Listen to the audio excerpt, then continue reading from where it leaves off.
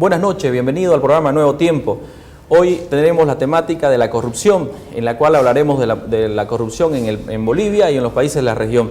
En esta noche me acompaña el escritor y analista político Emilio Martínez. Buenas noches, Luis Felipe, buenas noches, audiencia. Hoy tenemos invitados muy especiales que nos van a acompañar, pero antes de eso vamos a presentar una denuncia sobre corrupción primicial. Hemos tenido conocimiento de diferentes documentaciones donde se ha visto la factura de una empresa que factura al Ministerio de Deportes. Ahí podemos constatar que esta empresa es justamente de los familiares del ministro de Deportes. Viene a ser el 5% del cuñado del pariente del ministro, que ahí lo podemos ver con su certificado de matrimonio con la hermana del ministro, y también podemos ver el certificado de nacimiento de su sobrino del ministro, que es hijo de su hermana. Estas dos personas son dueños de la empresa Podco, la cual se ha adjudicado obras dentro del Ministerio de Deporte, cosa que para nosotros es corrupción, y estamos diciendo de que el presidente debe tomar debida nota sobre este tema para que pueda actuar inmediatamente. Además de eso, Emilio, se van a presentar denuncias al Ministerio Público para que haga la investigación correspondiente, ya de que esto es un ilícito en nuestra normativa penal, ya de que no se puede contratar a familiares dentro del mismo ministerio. Ahí podemos ver un cuadro donde está el parentesco del ministro, está su hermana, está el marido de su hermana y también está su hijo, que viene a ser el sobrino. El cuñado y el sobrino vienen a tener contratos con el ministerio, y para nosotros eso es un uso de influencia y también viene a ser beneficio en razón del cargo y otros delitos más. Hablaríamos de tráfico de influencias, tal vez de nepotismo también. Nepotismo, tráfico de influencia, beneficio en razón del cargo. Estamos hablando de muchos delitos que se pueden encuadrar y que se tienen que investigar. Esperemos que esta vez el presidente no vaya a encubrir a este ministro y más bien mande de una vez a investigar. Es parte de ese fenómeno de ministros que favorecen a familiares y que lo hemos visto en distintas carteras además. Efectivamente, tenemos el caso del Fondo Indígena, tenemos el caso de diferentes ministros que tienen familiares dentro de los ministerios. No es ético ni tampoco es moral, pero también tenemos el caso Taladros, YPFB, tenemos un montón de corrupción que debemos tratarlo en el transcurso del programa. Bueno, Luis Felipe, ya vamos a seguir informando sobre esto a lo largo de otros programas. Ahora vamos a ir a la pausa y a continuación recibiremos a nuestros invitados especiales de la noche.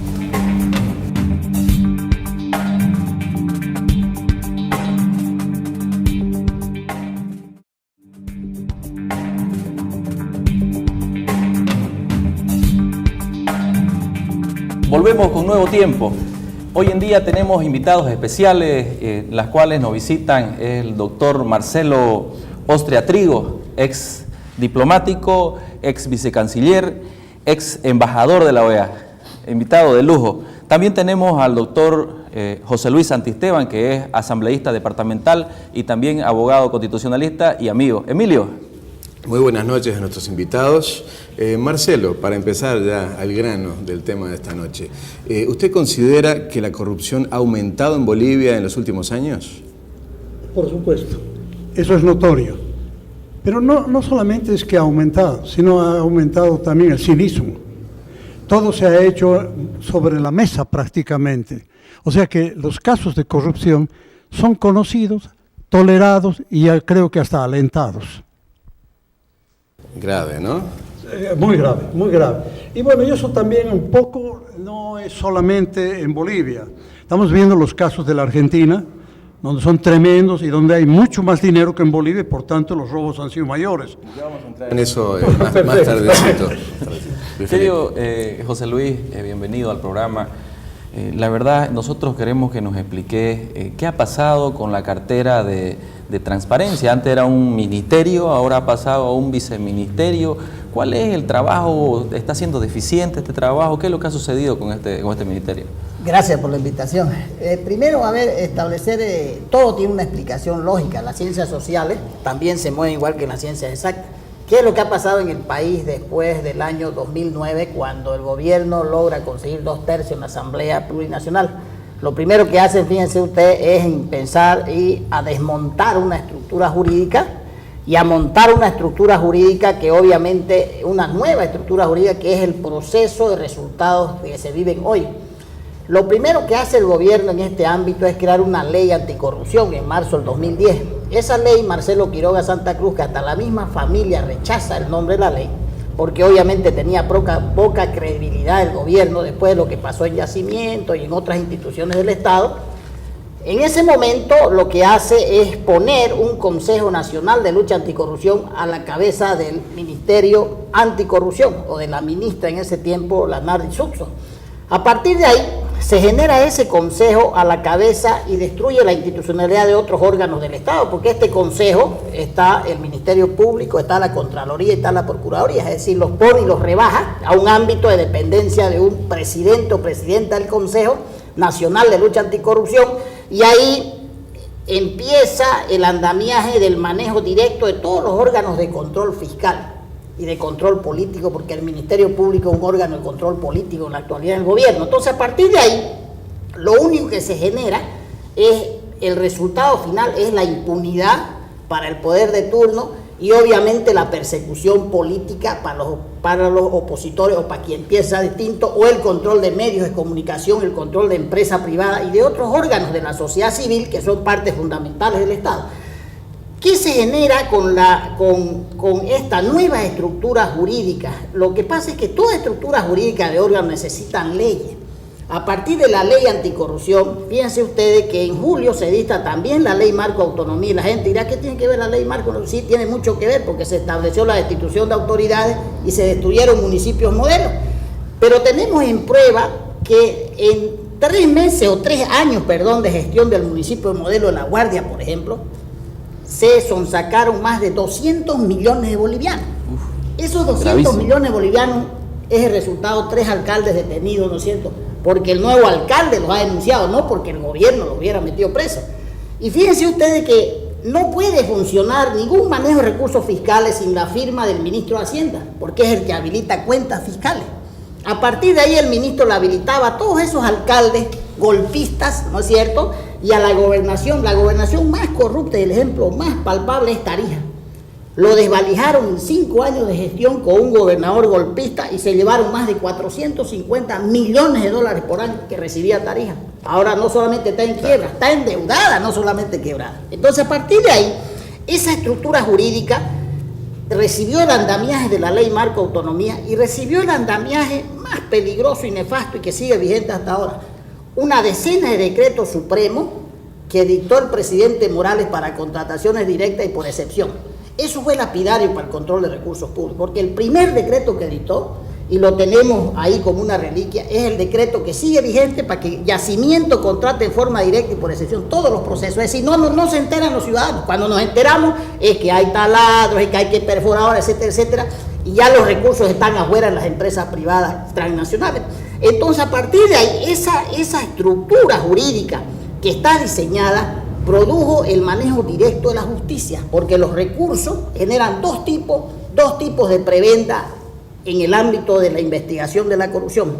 Uno, la prebenda que se utilizó a través de fondos, uno de ellos es el fondo indígena, no es el único, de movimiento y control social que se llama movimientos sociales, y otro es el tipo de prebenda en la justicia, es decir, parecido en Venezuela. Todos van a fallar a favor porque obviamente tienen una cacha que todavía sigue sacando sin ningún control. No hay Contraloría, no hay Procuraduría. Aquí el procurador fue 10 años interino, el señor Herba. Después de venir de la Cámara de Diputados, salió a la Contraloría, 10 años interinato. El procurador salió de la Cámara de Diputados, fue Héctor Arce Saconeta, que está ahora de ministro. Entonces, esa estructura responde a un modelo de poder político distinto al anterior. Anterior estaban los partidos, ahora el propio gobierno montó su estructura. Entonces es totalmente distinto. ¿Qué pasó con el ámbito judicial? El ámbito judicial es el que genera impunidad, ¿no es cierto?, donde se lee la ley con beneficio inventario. Si tú piensas igual al gobierno, no vas a entrar preso nunca. Y si piensas distinto, sí que te van a corretear. Entonces, a partir de ahí, el ámbito judicial se convirtió en un órgano directo de poder de encubrimiento con la Procuraduría y con la Contraloría General del Estado. La Procuraduría que mira los procesos, nunca se ha sabido en el país, por ejemplo, cuánto estamos pagando por el proceso llamado de capitalización, ni nunca ha habido ningún proceso transparente. Eso debería ser otra materia de elemento de investigación. Y la Contraloría nunca supo investigar ni auditar para dar con los verdaderos resultados en ninguna de las instituciones públicas. Y fíjate vos que la ley SAPCO sigue vigente desde el año 92, ¿no es cierto? Claro. Y el nuevo órgano que es la Procuraduría del Estado, que tiene que defender los intereses del Estado, lo único que ha hecho hasta ahora es defender las políticas del gobierno. Entonces, más allá de ser un órgano que controle las unidades jurídicas de todas las instituciones, ha sido un órgano que se dedicó a defender en forma directa la demanda con Chile. Y no es esa su función es otra, distinta. Entonces, a partir de ahí, el órgano judicial no solamente se convierte en un órgano, ¿no es cierto?, que genera impunidad, sino es un órgano que esa impunidad la termina legalizando. Pero como no hay promotor o autor que no caiga con su invento, inventor que no caiga con su invento, resulta que la Constitución ha señalado algunos candados que probablemente en este momento sean imposibles de utilizar. Los delitos no prescriben. En la última versión, por ejemplo, el caso Zapata, se ve que los principales acusados en la investigación no están siendo procesados, ni han sido, quiere decir que no ha cerrado el caso para ellos, no ha cerrado ni para el señor presidente, no ha cerrado ni para el señor Quintana, ni para la CANSE, que son los tres que están vinculados al ámbito del tráfico de influencia. No puede una señora de la calle ser traficante de influencia, ¿no es cierto?, si no tiene alguien de adentro del poder que le genera ese tráfico de influencia. Entonces, a partir de ahí, hay temas que van quedando pendientes debido a que esta impunidad no se ha cerrado para ellos. Entonces, ¿qué es lo que sucede en el país? El país distinto a otros países donde probablemente aquí va a suceder lo mismo, pero en el tiempo. En el país se ha montado una estructura jurídica que ha posibilitado la corrupción. Esa decena de decretos que ha dictado el presidente, todas de contrataciones directas y por excepción, en algún momento van a generar un proceso de responsabilidad. Perfecto. Marcelo, volviendo al tema de la cartera de transparencia, que antes era ministerio, ahora ha sido degradada a viceministerio, ¿cómo se podría hacer para tener una oficina independiente de transparencia? Una oficina que no dependa del Poder Ejecutivo, tal vez por selección meritocrática. Bueno, yo quisiera decir algo inicial. La corrupción no es solamente sacarle dinero al Estado. La corrupción también es mentirle al pueblo. Entonces, a partir de esas mentiras se están tratando de tapar una serie de escándalos que los ha descrito tan bien aquí el doctor. Yo creo que en este caso, evitar la corrupción significa un gobierno serio, responsable y que tenga voluntad política de hacerlo. Pero si es que el delito proviene del propio gobierno, la cosa se complica demasiado. Eso lo hemos visto en otros países. Han tenido que cambiar los gobiernos para que se destapen los escándalos. Esto ha sucedido en Argentina, ha sucedido en el Brasil, aunque lo del caso del Brasil es muy sintomático, porque el presidente actual tampoco deja de haber sido parte del gobierno corrupto, ni además la señora Dilma. O sea, hay una cadena de corrupción en estos últimos años desde el advenimiento del presidente Lula da Silva. O sea, no, es un tema bastante complicado y con ramificaciones tenebrosas y con ramificaciones que no se dieron en el pasado. Pero justamente, tanto en Brasil como en Argentina han actuado organismos de contralor independientes. ¿Qué es lo que necesita? Eso es lo que aquí absolutamente no funciona. Aquí no, la justicia no es independiente. La Procuraduría del Estado es simplemente un funcionario nombrado por el presidente, nombrado por no sé quién, pero al final de cuentas no tengo yo el dato, pero de todas maneras es obsecuente al gobierno. La Fiscalía no hace su trabajo y estamos viendo la cantidad de juicios. Miren ustedes los juicios que se han hecho a todos los funcionarios electos opositores. Todos tienen juicios. ¿Cuántos oficialistas tienen juicios? Porque al final somos todos productos de la misma sociedad.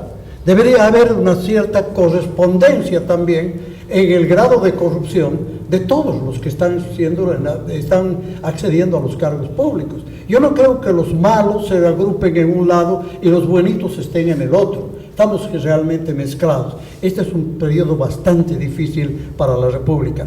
Recuperarlo va a costar, y va a costar mucho. Yo no conozco una situación tan grave como la actual. Mire, los últimos 50 años, de los cuales yo tengo conciencia, no he visto yo este grado de corrupción como el actual. Y corrupción además abierta. Y como les decía, vuelvo al principio, sobre la cual se miente con desparpajo, o sea que se reincide en la corrupción ya con la mentira. Emilio, nos preocupa que ya no haya ese respeto, a los derechos humanos, a la moral. Hoy en día vemos corrupción con los indígenas, sacándole recursos económicos, robándole plata a los indígenas. Vemos ahora corrupción en el Ministerio de Deportes. Vemos corrupción en YPFB, cayéndose la principal empresa del país. ¿Cuánto tiene que ver la expansión del Estado, las regularizaciones excesivas, la burocracia? ¿Cuál es el tema y las causales de fondo de la corrupción, doctor Pepe? A ver, yo lo que veo es que ¿por qué ahora esta situación nos está llevando a algo dramático?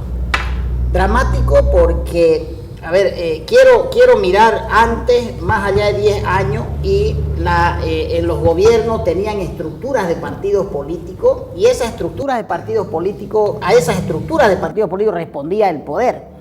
Porque también la Constitución y las leyes estaban diseñadas. Si vos no podías ser presidente, si no sacabas 50 más 1, tenías que ir al Congreso y estabas obligado a hacer acuerdos o pactos. Por eso se le llamaba la democracia pactada. Entonces, la lógica de la funcionalidad de los partidos políticos era una lógica también prebendal. Quiere decir que vos respondías orgánicamente al partido político y la sociedad estaba ahí. Pero ¿por qué ahora eso se ha agigantado? Porque resulta que ya no hay estructuras de partidos políticos, y las estructuras de poder directo, el manejo de todo el aparato estatal está en el gobierno. Entonces, para que el gobierno maneje a través de un caudillo, ¿no es cierto?, de un presidente, todo el poder, ¿no es cierto?, ha tenido que agrandarse con el tema autonómico del aparato estatal, pero achicarse en competencia y manejo centralista de recursos. Pero ahí se agranda el manejo autoritario de poder, por cuanto no necesita la ley, porque no tiene órganos de control para administrar los recursos. ¿Por qué Yacimiento va a seguir siendo la entidad más corrupta del país? Porque no maneja 2 pesos.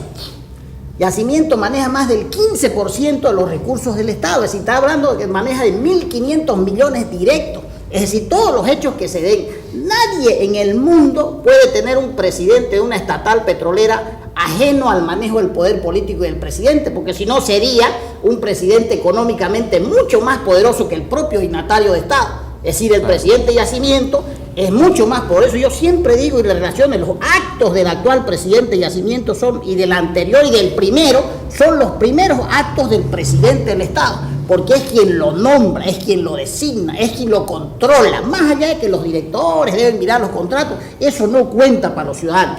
Les voy a mostrar el primer acto que hace el presidente con yacimientos petrolíferos fiscales bolivianos. Le dicta un decreto 29506, le da toda la autorización para las contrataciones directas de obras bienes. Este decreto sigue vigente y le da un reglamento, le da la potestad que se haga este reglamento de abril del 2008.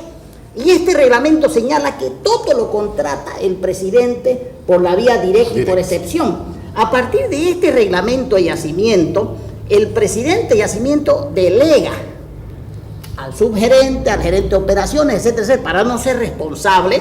Imagínate el poder que tiene un gerente de operaciones de contratar 800 millones, 100 millones. Imagínate, ese tipo es más poderoso que el propio presidente, porque tiene los recursos en la mano derecha, en el mango. Entonces, a partir de ahí, este reglamento que fue aprobado en la gestión de Santos Ramírez y que sigue vigente, y que están las normas de funcionamiento del propio directorio, y este decreto que sigue vigente, ¿no es cierto?, y así se dictó para cada empresa, resulta que este andamiaje se hizo en todas las empresas e instituciones del Estado donde el Poder Ejecutivo tiene manejo directo. Por ejemplo, papel bol, cartón bol, todos los boles habidos y por haber, EAPSA, toditos eso. Entonces, a partir de ahí, el 50% de los recursos de inversión van ahí. ¿Qué pasó con el Evo Cumple, por ejemplo? ¿Qué rompió esto? Por eso es la construcción de una estructura. Resulta que las leyes en cualquier país del mundo, Emilio, generan una condicionante. No solucionan nada por sí solos, ni andan por sí solas. Generan sí una condicionante. Por eso es que la ley contra la violencia de la mujer no va a disminuir los casos si no hay una nueva política de Estado. Por más que estemos 10 leyes. Entonces esa ley, estas leyes, estas normas de contrataciones salieron del ámbito de la administración pública solo para ellos, porque los pobres alcaldes, los pobres gobernadores siguen con el decreto 181 corriendo para que le den recursos, publicando, subiendo al CISCOE, publicando en los periódicos, y ellos no. Entonces viven en un mundo aparte, manejan la mayor cantidad de la plata del Estado, y esa es la generación de la estructura. Es decir, el Estado competencialmente y con recursos de los últimos días se agrandó. Antes eran 2.000, 1.500, 2.000 millones de dólares el presupuesto, ahorita llegan a 7.000 millones de dólares. Bueno, ahorita ya debe estar bajando, ahorita no pasan 4.000 por las bajas del gas. Entonces, cuando uno mira cómo vamos a hacer después, cuando haya recuperación de la institucionalidad del Estado, hay que desmontar toda esta estructura, transparentar e institucionalizar. Es decir, hacer una ley de contrataciones públicas donde se establezcan procedimientos más ágiles, más transparentes, más públicos, ¿no es cierto? Y definitivamente solamente las contrataciones por excepción y directa estaban diseñadas, ¿no?, y autorizadas para casos de emergencia, no eran para casos normales ni comunes de contratación. Marcelo, vamos a la misma pregunta. ¿Hasta qué punto la expansión del Estado o la creación de regulaciones excesivas sobre la actividad privada facilitan la corrupción? Naturalmente, un Estado hipertrofiado es un Estado que tiende a la corrupción. Hipertrofiado ¿por qué crece el Estado? Por la prebenda, para beneficiar a los partidarios, para tener mayor poder. Entonces, evidentemente, de ahí hay un paso a la corrupción, sin lugar a dudas. Todos los estados que dominan la economía tienen casos de corrupción, y eso lo hemos visto en toda América Latina. No hay un solo ejemplo en un estado que tenga un gobierno sensato, un gobierno a la medida de las necesidades del país, en el cual no haya habido grados de corrupción. Marcelo, José Luis, vamos a ir a una pequeña pausa y seguimos conversando de este tema.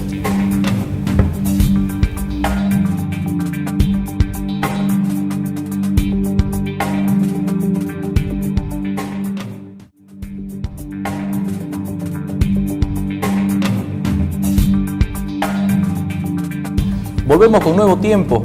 Tenemos invitados especiales como el doctor ex vicecanciller y ex embajador de la OEA, Marcelo Ostria, y el doctor José Luis Astisteva, asambleísta departamental. Hoy en este bloque vamos a continuar con el tema de la corrupción. También vamos a ver la corrupción en otros países, Emilio. Bueno, antes de seguir el diálogo, vamos a tener un contacto telefónico breve con Roberto Ortiz Ortiz. Él es directivo de Estudiantes por la Libertad. Buenas noches, Roberto. Te pregunto lo mismo que comentábamos con nuestros invitados. ¿Ha aumentado la corrupción en Bolivia en los últimos años? Estimado Emilio, muy buenas noches. Considero que han aumentado demasiado. Creo que la corrupción se ha incrementado de la misma forma que se ha incrementado el tamaño del gobierno en el país.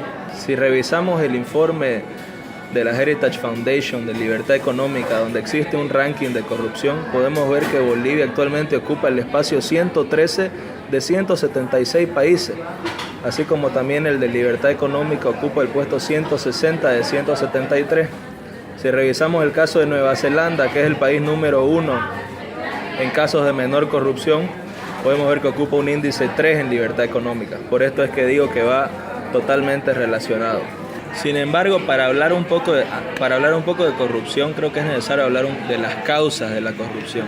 Y creo que la causa principal, como mencioné anteriormente, es una, el crecimiento del Estado; dos, los bajos sueldos que recibe el sector público en Bolivia; tres, la falta de educación; y cuatro, esta cultura arraigada que tiene el boliviano de la corrupción. La mejor forma de conseguir una transparencia estatal y luchar contra la corrupción es quitándole competencias al Estado. Cada día habría que eliminar un trámite, cada día habría que eliminar un proceso para ir eliminando todo ese empleo ineficiente que existe en el país podríamos implementar políticas para que los trámites se resuelvan por internet sin tener que perder el tiempo en largas filas, sin tener que perder dinero pagándole a los funcionarios para que hagan su trabajo y sin tener que perder sobre todo calidad de vida, ¿no? Que no es mucho misterio que los gobiernos de Lula y Dilma Rousseff, como sabemos, son socialistas, son afines al chavismo, y sabemos que los gobiernos socialistas se mantienen con niveles de corrupción altísimos. La corrupción y la burocracia viven de los favores políticos.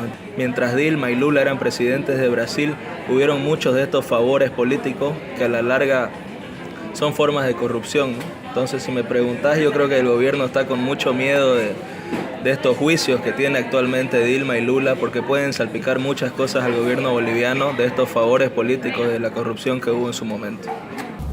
Bueno, escuchábamos a Roberto Ortiz Ortiz y continuemos ahora con nuestros invitados en estudio. Muchas gracias a Roberto.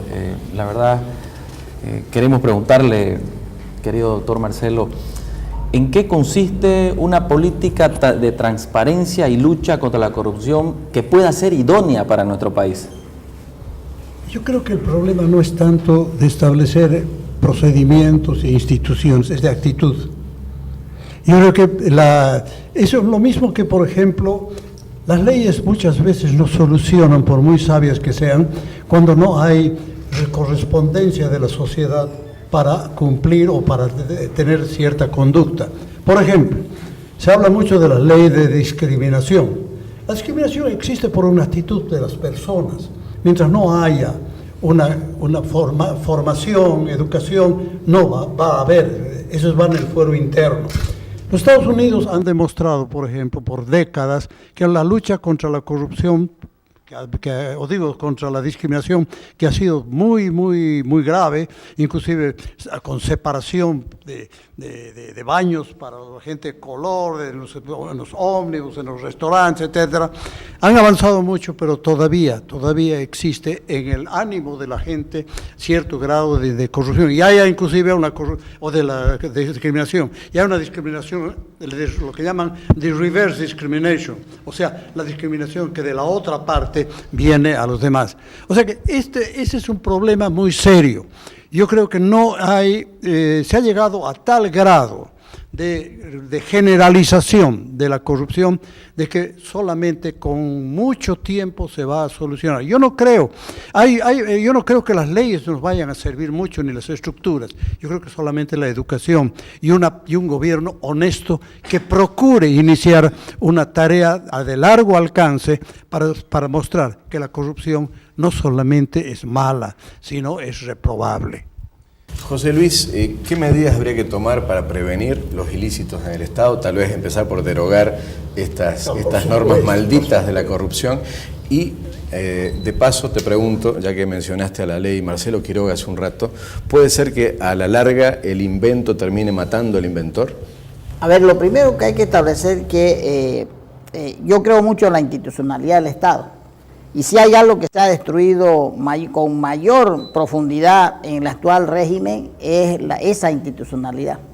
Es decir, si la Constitución, que es el contrato social donde todos los ciudadanos hemos participado, unos votamos y otros no, pero las reglas de la democracia valieron una Constitución, la única Asamblea Constituyente y la única aprobada en vía por voto popular. Es decir, elegiste asambleísta y les aprobaste el texto.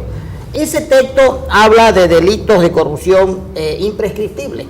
Ese texto habla de independencia de órganos. Ese texto habla de que la parte orgánica, que es la que podés modificar fácilmente con un referéndum, ¿no es cierto?, es la que están los órganos del Estado. Ese texto es el que va a hacer en el tiempo y en una larga, yo diría una década, desmontar esa estructura jurídica, institucionalizar de nuevo el Estado. O sea, es una aberración absoluta lo que sigue haciendo el actual gobierno con la nueva designación de autoridades judiciales, por ejemplo. Seguimos en la misma lógica y como gran cosa se convocan a las representaciones universitarias solamente para acompañar y después echarle la culpa y echarle la responsabilidad. Nos equivocamos, se equivocaron las universidades también y aquí estamos, ¿no? Y nunca nadie es responsable de nada, entonces en este país. Lo primero que hay que hacer es recuperar esa institucionalidad. Te voy a dar un ejemplo. el contralor en Chile solamente sale, es nombrado por 2/3 del Congreso y solamente sale con sentencia ejecutoriada o cuando cumple 75 años.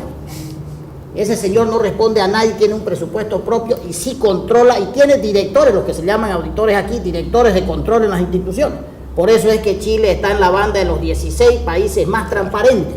A partir de ahí, a los bolivianos nos toca cumplir el mandato constitucional de tener órganos independientes, incluido el defensor del pueblo, que ahora últimamente ha sido incluido, ¿no es cierto?, como parte del gobierno. Dice que el defensor debe ser amigo del gobierno, no enemigo del gobierno. O sea, no es cuestión de amistad o enemistad, es cuestión de cumplir la Constitución y la ley y ser honesto. El otro tema de fondo es que hay que desmontar esa estructura jurídica. O sea, cuando tú tengas un contralor independiente, nombrado por meritocracia de la sociedad civil y no de la clase política, ese contralor va a depender y va a responder a la sociedad civil.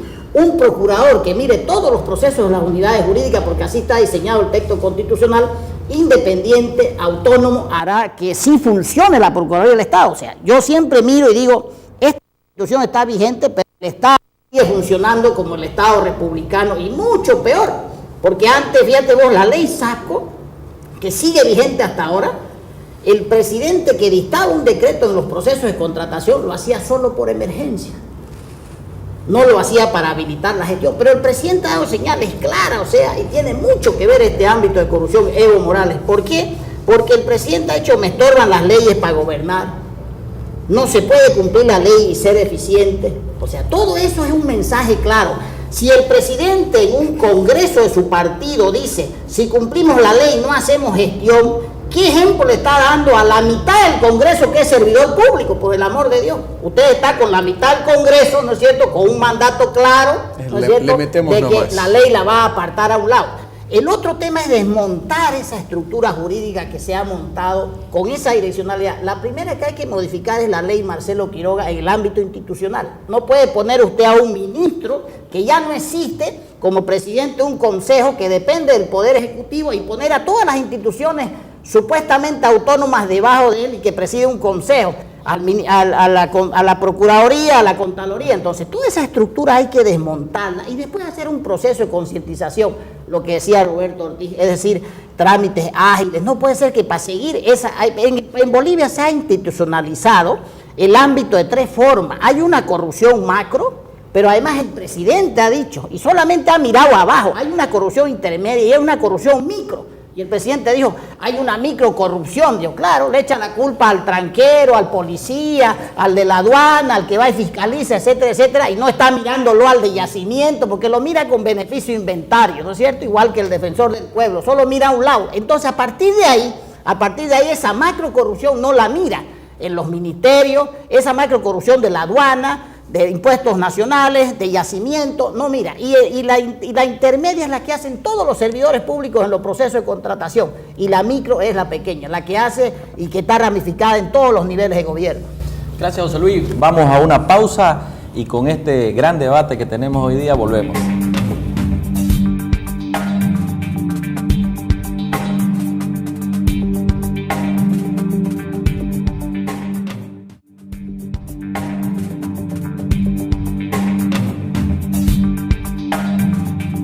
Seguimos en Nuevo Tiempo y antes de continuar con nuestros invitados tenemos una entrevista en Exteriores sobre este tema también al concejal Johnny Fernández. Vamos a la grabación.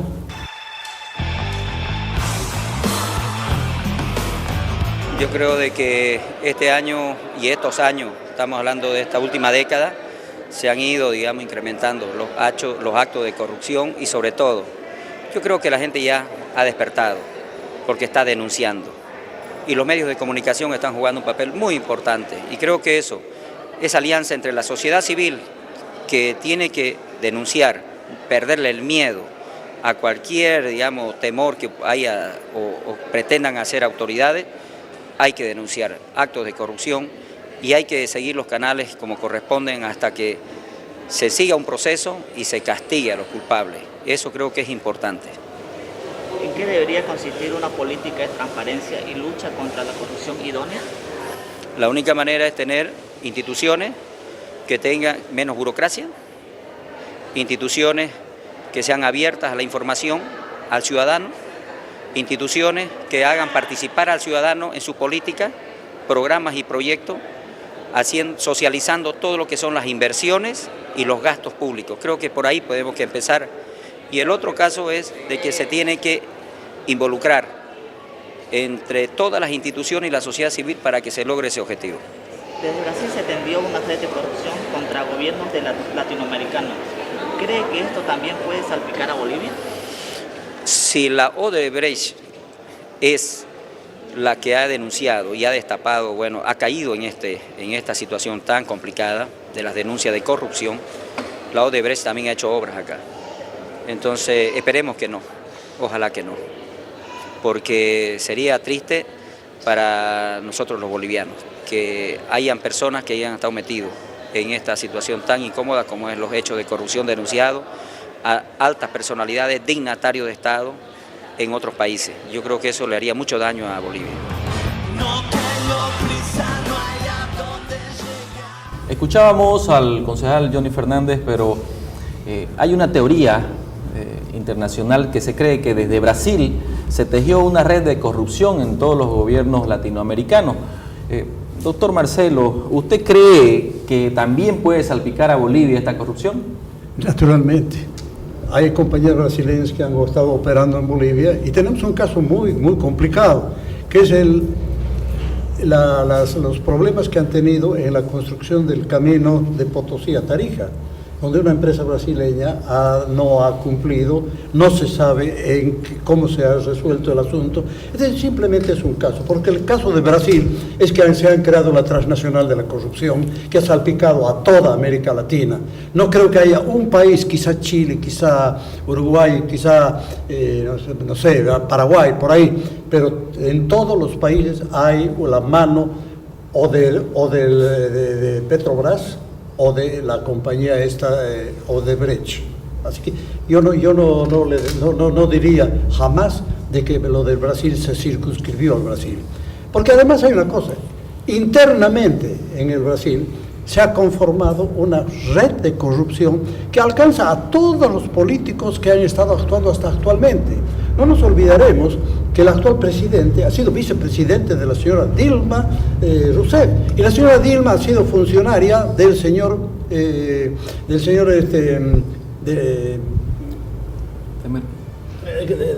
del presidente Lula da Silva. Claro, Brasil. O sea que hay una cadena ahí. Todos han sido funcionarios y todos han sido amigos y todos han sido copartícipes de un gobierno que se ha iniciado con Lula da Silva y que está hasta este momento pringado con todos los casos de corrupción. O sea, no hay santos aquí, no hay. Y la reacción de la sociedad civil de Brasil es absolutamente comprensible. Y es absolutamente comprensible, pero lo malo es que no se ve todavía el recambio que pudiera existir para limpiar todo lo que se ha hecho y que ha salpicado a toda América Latina. José Luis, siguiendo en el plano internacional, hemos visto también una hipercorrupción en Venezuela, la Venezuela chavista, sobre todo en PDVSA, y teniendo en cuenta que se comparte un mismo modelo político entre Venezuela y Bolivia, ¿podemos decir que la cleptocracia es el modelo político compartido? A ver, primero de que el caso Venezuela yo lo tomaría como en realidad un Estado real que vive, pero no con los elementos que la doctrina constitucional ni jurídica le da al Estado propiamente dicho. Es decir, hay un presidente más allá, o sea, yo diría que pasa más allá del sistema de dictadura. El otro tema es que, por ejemplo, Venezuela ha destruido todo su aparato de institucionalidad. En Bolivia todavía ese aparato funciona a través de un único poder político, pero sigue funcionando. Es decir, el poder judicial sigue funcionando, hay un rango constitucional que habla del voto popular, del poder judicial. Es eso, es el tránsito entre el poder político y la elección por voto popular que se distorsiona todo el proceso. Es decir, esa estructura con en Bolivia construida, ¿no es cierto?, a través de órganos del Estado sigue funcionando. En Venezuela ya no funciona aquello, pues ya está en la destrucción total del Estado. ¿Son modelos distintos o son dos etapas A ver, distintas del mismo proceso? Son modelos de gobernanza o etapas distintas del mismo proceso. Son modelos de gobernanza muy parecidos, es decir, bajo los mismos métodos, solamente que en Venezuela se ha desintegrado mucho más rápido que en Bolivia. Si nosotros seguimos con ese aparato judicial dirigido a perseguir opositores, a seguir practicando una justicia prebendalista que solamente destruye a los ciudadanos, es decir, vamos en ese mismo camino. Lo que no sucede, por ejemplo, y no podemos observar ni hablar de eso en Argentina, porque en Argentina no se destruyeron los órganos del Estado. El órgano político y el órgano judicial siguen teniendo una relativa independencia. Por eso es que hay procesos contundentes, es decir, hay conductas de actuación rápidas del Ministerio Público, de los fiscales y del aparato judicial. Es decir, no se perforó. En Bolivia se han perforado los órganos del Estado. En Venezuela se han destruido los órganos del Estado. Y ese es el tránsito en el camino. 1 o 2 o un par de años más, esa es la diferencia entre Venezuela y Bolivia.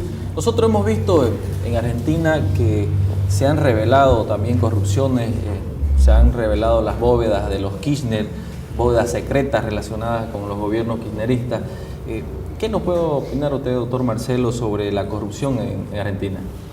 Yo estoy absolutamente de acuerdo con el doctor.